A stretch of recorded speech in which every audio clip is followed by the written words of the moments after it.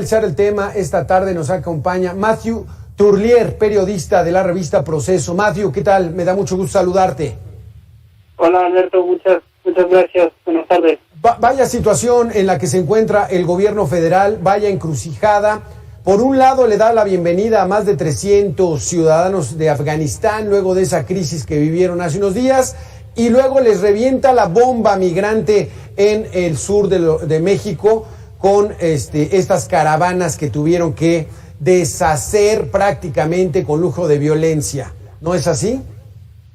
Es así.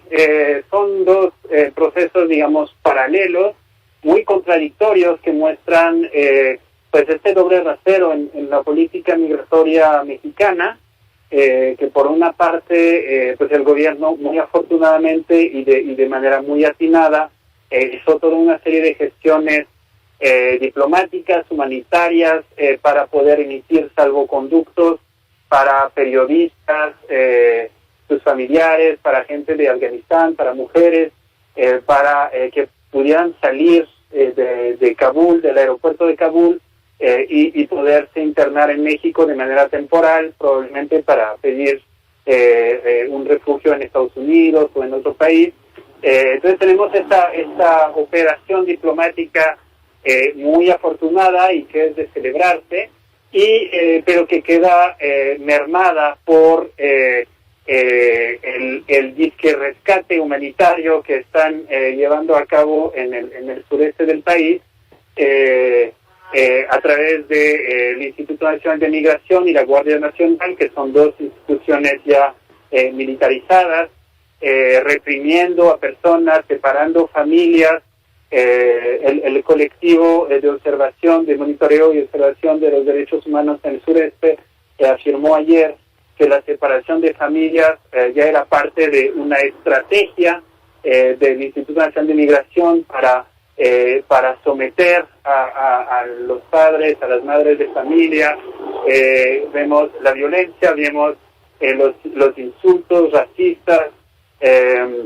Entonces, en la misma semana, en los mismos 10 días, vemos estas contradicciones del mismo gobierno federal respecto a unos refugiados afganos, por un lado, que otra vez es de celebrar que hayan podido llegar a México para respirar, para ver un poco su futuro, y estas personas que llevan semanas o meses esperando un trámite interminable con la Comar, y que no tienen, que están desesperados en una ciudad que ya se está diciendo que es una ciudad cárcel, ¿no?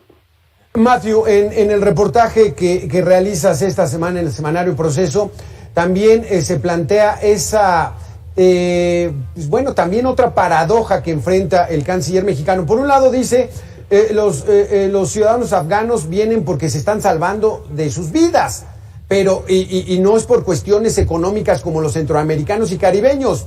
Esto es algo que también está muy relativo, ¿no es así? Exacto. O sea, cuando llegaron los primeros ciudadanos de Afganistán, los colaboradores locales del New York Times, el New York Times publicó un artículo en el cual preguntan a Marcelo Ebrard, al canciller, cómo puede justificar que haya rescatado a personas de Afganistán cuando a la par están impidiendo el paso y restringiendo los derechos de personas de Centroamérica. Y él dice, él pronuncia una frase desafortunada diciendo, es que queremos marcar la frontera, digamos, la diferencia entre los refugiados de Afganistán y los migrantes económicos, asumiendo así que las personas huyen de Honduras, de Venezuela, de El Salvador, por razones solamente económicas. Y esto, pues, es una dicotomía que es falsa, porque muchos huyen. La pobreza endémica sí es un factor que empuja a la gente a irse de sus países, pero en general viene acompañada de una situación de violencia intolerable, de amenazas, de secuestros, de asesinatos de familiares, y de todas maneras uno no puede prejuzgar por bloques de población. Se supone que las leyes obligan al Estado mexicano a analizar caso por caso una solicitud de refugio. No se puede negar en paquete una condición de refugio a las personas y asimilarlas a migración económica.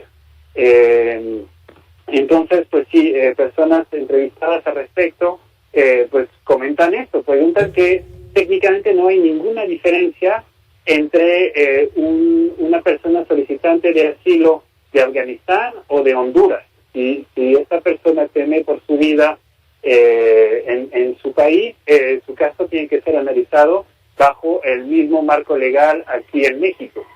Especialistas que entrevistaste también en este reportaje de la revista Proceso, pues te dicen que el Instituto Nacional de Migración pues está rebasado, ¿no? Y que la Comisión Nacional de Derechos Humanos está prácticamente muda. No ha dado un pronunciamiento por no criticar al gobierno federal. ¿Cómo ves esta situación? Pues hubo una queja ante la Comisión Nacional de Derechos Humanos. El que está rebasado es más bien la Comisión Mexicana de Ayuda a Refugiados, la COMAR, que prácticamente está pues asumiendo la tarea de otorgar asilo o refugio a las personas en el sureste mexicano, pero está totalmente rebasada con un presupuesto irrisorio. Entonces aquí hay un colapso institucional muy fuerte. El Instituto Nacional de Migración no está rebasado, el Instituto Nacional de Migración está fuera de control.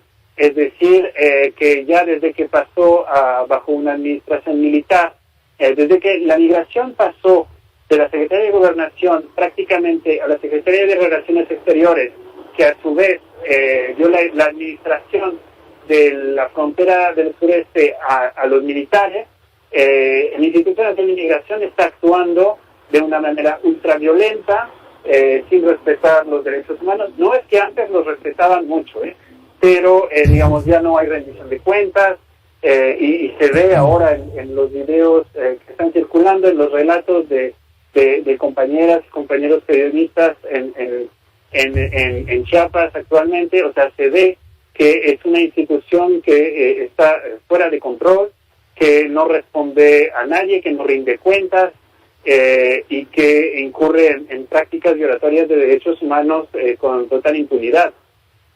Y ahí haciéndole el trabajo sucio a los Estados Unidos, que amenazan con aplicar aranceles o quién sabe qué otro tipo de amenazas, pero siguen haciendo lo mismo desde que lo pidió el presidente Donald Trump. Incluso antes, la militarización de la frontera sur empezó durante el gobierno de Barack Obama. En el plan Frontera Sur se llamó en ese momento, que era un plan diseñado por la Sedena y la Secretaría de Marina, y que ya era en el 2014 cuando en Estados Unidos se dio este caso de los niños migrantes, de las imágenes muy impactantes de que venían muchos niños no acompañados a Estados Unidos, que terminaban en jaulas, en centros de detención, y hubo una presión tremenda del gobierno de Barack Obama sobre el gobierno de Enrique Peña Nieto para frenar la migración. Entonces el gobierno de Peña Nieto implementó el plan Frontera Sur, que era prácticamente igual de lo que vemos ahorita, pues acciones, operativos violentos en las líneas del tren, detenciones y deportaciones sistemáticas, etcétera. Después llegó Donald Trump, implementó, endureció todavía la política de asilo de Estados Unidos, ejerció una presión extra sobre el gobierno mexicano durante el periodo de transición, negoció con el canciller Marcelo Ebrard, que en ese momento no era canciller todavía, pero negoció con Marcelo Ebrard el programa Quédate en México, que se implementó 3 semanas después de la toma de posesión de Andrés Manuel López Obrador, y a partir de ahí pues se desplegó la Guardia Nacional en el sureste del país para ayudar al Instituto Nacional de Migración a frenar la migración. O sea, vaya situación compleja. No es, sí, no es nada nuevo, es algo que se continúa y nosotros seguimos aplicando, y nosotros me refiero al país México. Gracias, Matthew Turlier, reportero de la revista Proceso. Muy buenas tardes, Alfredo. Gracias, vamos a hacer una pequeña pausa y regresamos con más aquí en Mega Noticias.